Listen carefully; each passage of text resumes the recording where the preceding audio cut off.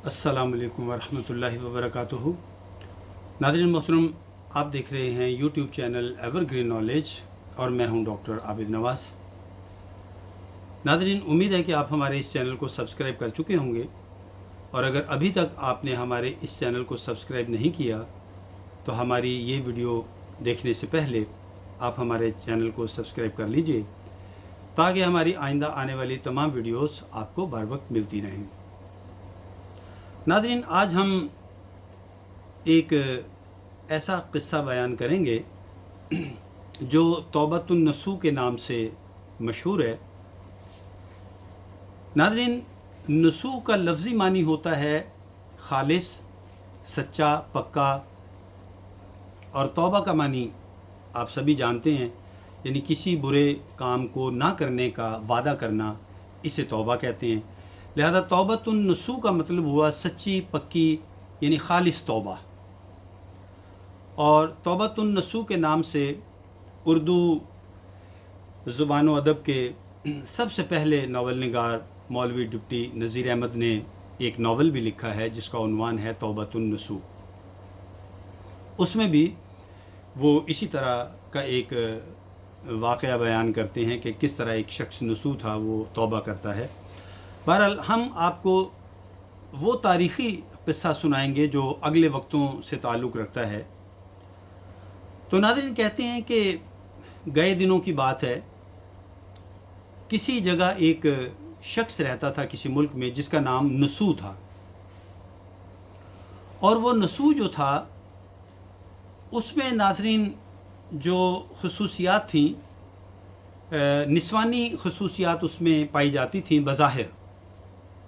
था तो वो एक आदमी, मर्द था, लेकिन उसकी शक्ल सूरत जो है वो बड़ा ही नाजुक अंदाम, खूबसूरत, नर्म व नाजुक, यानी वो ख़वातीन की तरह नर्म व नाजुक था। और बज़ाहिर देखने से वो लगता था कि जैसे कोई औरत है, लेकिन था वो मर्द। लिहाजा वो अपनी इसी सिफत और ख़ूबी का फ़ायदा उठाते हुए उसने नाज़रीन एक ऐसी जगह नौकरी कर ली, मुलाज़मत कर ली, जिसे हमाम कहा जाता था। जैसे आज के वक्त में आप जिसे कह सकते हैं कोई मसाज सेंटर कह लें, इस तरह का आप स्पा कह लें उसे, तो वो पुराने वक्तों में उसे हमाम कहा जाता था। लिहाजा वो हमाम में मुलाज़मत करता था और वहाँ पर ख़वातीन आती थीं जो गुस्ल के लिए या अपने मसाज वगैरह के लिए, और वो वहाँ एक औरत बनकर काम करता रहा। और वो आने वाली जो ख़वातीन थी उनको वो वहाँ पे मसाज करता था और इस तरह की खिदमत जो हैं वो अंजाम देता था। अब एक ज़माना गुज़र गया उसे ये काम करते हुए, और उसके दिल में एक यानी थोड़ा सा लालच भी पैदा हो गया कि इस तरह उसे नामहरम ख़वातीन जो थीं उनको छूने और उन्हें टच करने का उसको एक मौका जो है वो मुयस्सर आ जाता था। लिहाजा वो ये काम जो था वो वहाँ करता रहा। नाज़रीन,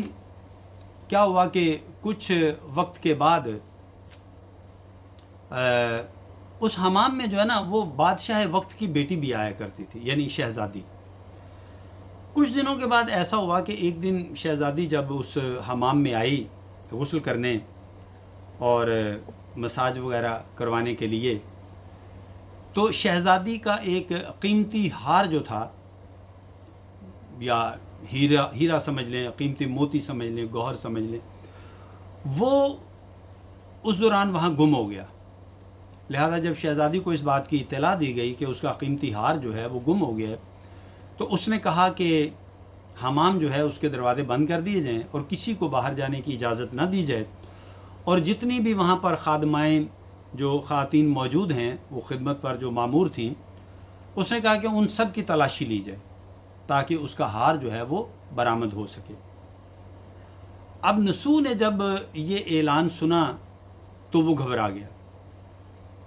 क्योंकि वो तो एक मर्द था और उसे इस बात की फ़िक्र लाहिक हो गई कि अगर तलाशी के दौरान उसका ये राज खुल गया कि वो एक मर्द है तो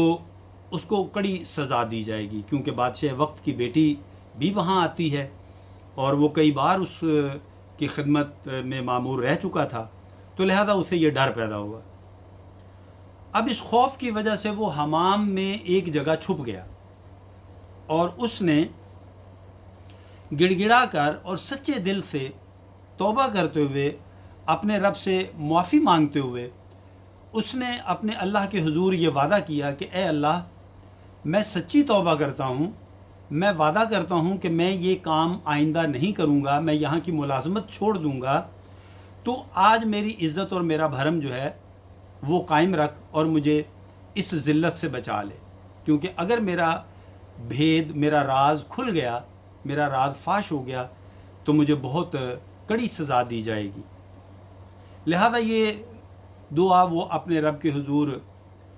سجدے میں گر کر وہ دعا مانگنے لگا، اور ابھی اس نے یہ دعا مانگی ہی تھی کہ ہاں، اس دوران کسی نے آواز یہ لگائی پہلے کہ نسو جو ہے وہ نہیں مل رہا، باقی سب کی تلاشی تو ہو چکی ہے لیکن نسو جو ہے وہ نہیں مل رہا، تو شہزادی نے کہا کہ نسو کو بھی تلاش کریں اور اس کی بھی تلاشی لی جائے۔ ادھر ناظرین، نسو جو تھا وہ سجدے میں گر گیا اور اس نے گڑ گڑا کر سچے دل سے توبہ کرتے ہوئے اپنے رب سے معافی مانگی اور عرض کیا کہ یا اللہ، اگر آج تو مجھے اس مصیبت سے بچا لے تو میں ہمیشہ کے لیے سچی توبہ کر لوں گا۔ ناظرین، ابھی اس نے یہ دعا مانگی ہی تھی کہ باہر سے اسے آواز سنائی دی کہ نسو کو مت تلاش کریں، شہزادی کا ہار مل گیا ہے۔ یہ سن کر نسو جو تھا وہ اللہ کی بارگاہ میں جو ہے وہ شکر گزار ہوا اور اپنے رب سے اس نے شکر کے کلمات ادا کیے، اور اس کے بعد ناظرین وہ جب وہاں سے باہر آیا تو اس نے سچی توبہ کر لی کہ اب وہ یہ ملازمت نہیں کرے گا، لہذا اس نے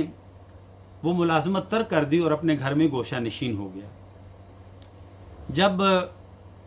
کچھ دنوں کے بعد کچھ دنوں تک جب وہ اپنی ملازمت پر نہیں گیا تو چونکہ علاقے کی جو خواتین تھیں، وہاں کی جو عورتیں تھیں، وہ اس کی خدمت سے بہت یعنی خوش تھیں۔ وہ اپنے اس کام میں چونکہ بڑا ماہر تھا تو وہ خواتین جو تھیں انہوں نے کہا کہ اس کو بلایا جائے نسو کو، لہذا اس کے لیے شہزادی بھی ایک دن جب حمام میں آئی تو اس نے بھی یہ کہا کہ نسو کہاں ہے۔ جب پتہ چلا کہ نسو نہیں آ رہا تو اس نے نسو کو بلوا بھیجا، تو نسو نے بہانہ کر دیا کہ وہ بیمار ہے، وہ بیمار ہے۔ خیر کچھ وقت کے لیے تو اس کا یہ بہانہ چل گیا، لیکن پھر کچھ وقت کے بعد جو تھا وہ شہزادی کی طرف سے اصرار بڑھا کہ نسو جو ہے وہ وہاں پر آئے اور اس کی جو خدمت ہے وہ وہاں مساج وغیرہ وہ کرے۔ اب نسو کے لیے بڑا مشکل ہو گیا کہ وہ کیسے اپنے آپ کو بچائے اس مسئلے سے، لہٰذا اس نے کیا کیا کہ اس نے اپنا جو بھی تھوڑی بہت جمع پونجی تھی وہ اس نے اپنے ساتھ لی اور وہ پہاڑوں کی طرف نکل گیا، جنگل میں چلا گیا۔ جنگل میں جا کر اس نے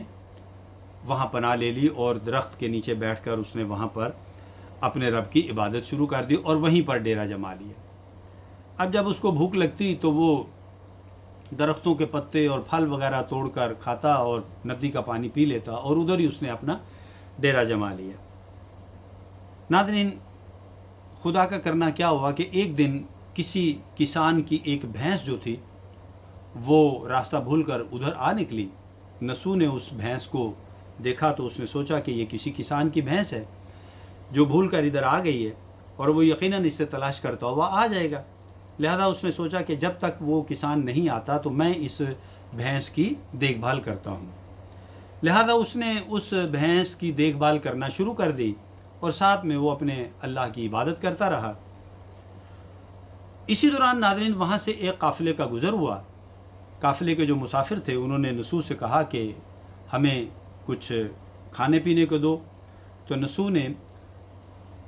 اس قافلے والوں کی خدمت جو ہے وہ اس بھینس کے دودھ سے کی۔ اس نے بھینس کا دودھ دوہا اور ان کو پلایا۔ وہ نسو کی اس خدمت سے بڑے خوش ہوئے اور جب قافلہ روانہ ہونے لگا تو انہوں نے نسو کو بہت سی دولت جو ہے وہ انعام کے طور پہ دی۔ نسو نے اس دولت سے وہ جو اس کو مال اسباب قافلے والوں نے دیا، خوش ہو کر اس کی خدمت کے انعام کے طور پر، نسو نے ان پیسوں سے وہاں جنگل میں ایک کنواں کھدوا دیا تاکہ آتے جاتے ہوئے جو مسافر ہیں، قافلے والے ہیں، ان کے لیے پانی کا انتظام ہو سکے۔ اور اس کے علاوہ جو باقی پیسے تھے وہ اس نے غریبوں میں بانٹ دیے۔ اب آتے جاتے ہوئے لوگ جب اسے دیکھتے اور اس کی خدمات کو دیکھتے اور عوام میں اس کی شہرت جب پھیلی تو ہوتے ہوتے اس کا ذکر جو ہے وہ بادشاہ وقت تک ہوا۔ تو بادشاہ نے نسو کو طلب کیا اپنے دربار میں کہ وہ بادشاہ سے ملنے کے لیے آئے۔ تو نسو نے معذرت کی، نسو نے کہا کہ وہ نہیں آ سکتا کیونکہ اس کو بہت سے کام ہوتے ہیں اور وغیرہ وغیرہ، اس طرح کے اس نے عذر پیش کیا، بہانہ پیش کیا۔ تو بادشاہ نے کہا کہ ٹھیک ہے، اگر تم نہیں آتے ہو تو ہم تمہیں ملنے کے لیے آئیں گے۔ لہذا بادشاہ اپنے لاؤ لشکر کے ساتھ نسو سے ملنے کے لیے گیا، اور جب وہ نسو سے ملا تو اس نے دیکھا کہ وہ تو ایک خوبرو جوان ہے، خوبصورت جوان ہے، اور بہت ہی نیک دل ہے اور رحم دل ہے، اور اللہ کی خدمت میں بھی پیش رہتا ہے اور اللہ کی عبادت میں مصروف ہے۔ تو اس نے نسو سے کہا کہ وہ اپنی بیٹی کی شادی اس سے کرنا چاہتا ہے اور اس کو اپنی جو حکومت ہے اس میں سے آدھی حکومت بھی دے گا، آدھی سلطنت اس کو دے گا۔ تو نسو اس بات پر راضی ہو گیا، لہذا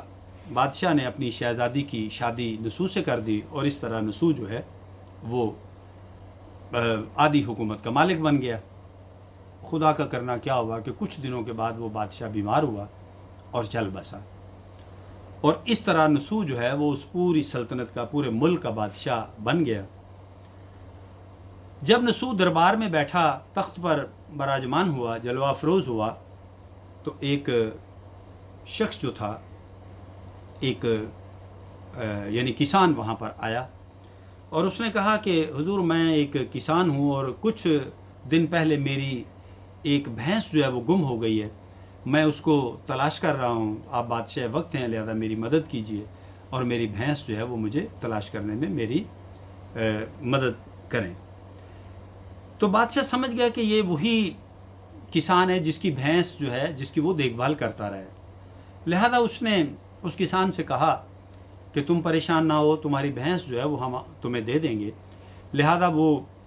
کسان کو اپنے ساتھ لے گیا استبل میں، اور اس نے اس شخص سے کہا کہ یہ دیکھو، یہ تمہاری بھینس ہے،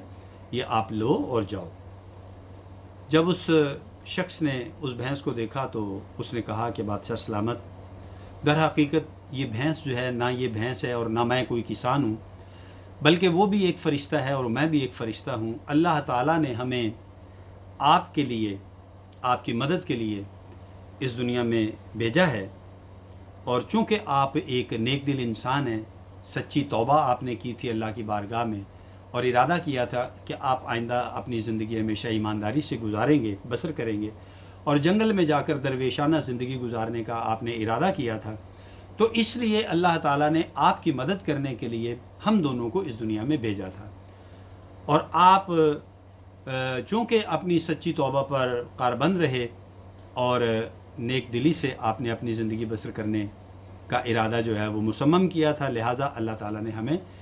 آپ کے پاس بھیجا تھا، اور اب ہم واپس جاتے ہیں، آپ اپنی اس دنیا کو سنبھالیے۔